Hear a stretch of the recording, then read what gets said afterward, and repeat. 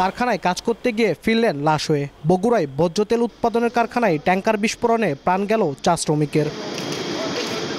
বৃহস্পতিবার দুপুরে শেরপুর উপজেলার মজুমদার প্রোডাক্ট লিমিটেডের ওই কারখানায় তেলের লাইন মেরামত করছিলেন শ্রমিকরা। এ সময় ওয়েল্ডিংয়ের আগুনের ফুলকি তেলের ট্যাঙ্কের ভেতরে ঢুকলে বিস্ফোরণ ঘটে। এতে বেশ কয়েকজন শ্রমিক আহত হন। তাদের উদ্ধার করে শহীদ জিয়াউর রহমান মেডিকেল কলেজ হাসপাতালে নিলে 4 জনকে মৃত ঘোষণা করেন চিকিৎসক। ওয়েল্ডিং করতে গেছি, আগের একটা বিস্ফোরণ নিচে পড়া ওটা ভাস্ট হয়ে গেছে। কোম্পানির দোষ নাই, মালিকেরও দোষ নাই, এখন হয়ে গেছে, ওরা বুঝতে পারে না এই কারণে এই ঘটনাটা হবে। কোম্পানি কাউকে অবহেলা করেনি, আশা করবো আমাদেরকে অবহেলা করবে না। গরিব মানুষ এটা সে সংসার চালায় তার উপর।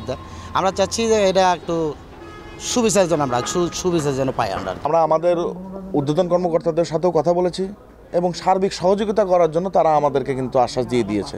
বিস্ফোরণের পরপরই ঘটনাস্থল পরিদর্শন করেন উপজেলা নির্বাহী কর্মকর্তা। এ সময় তদন্ত করে ব্যবস্থা নেওয়ার কথা জানান তিনি। তদন্ত কমিটি যেমন করেছি, আমরা সাথে এটার সেফটি মেজার যে রয়েছে সেটার স্পেশাল টিম যদি নিয়ে আসতে হয় সেই স্পেশাল টিমটাও আমরা কাজ করবো। আর এদেরকে আমরা বলে দিয়েছি কোম্পানির লোকজনদেরকে যে তাদের নিজস্ব ইঞ্জিনিয়াররা যদি কাজ করেও তো শুরুও করে, আমাদের না জানিয়ে যেন শুরু না করে। আমরা জয়েন্টলি কাজ করতে চাই। আমরা সত্যিকারের অর্থে আসলে কি ঘটেছিল এবং কেন এই শ্রমিকদের জন্য এই দুর্দশা হলো। নিহত শ্রমিকরা হলেন ইমরান সাইদ, রুবেল ও মনির। তারা সবাই নীলফামারী সৈয়দপুরের বাসিন্দা ছিলেন।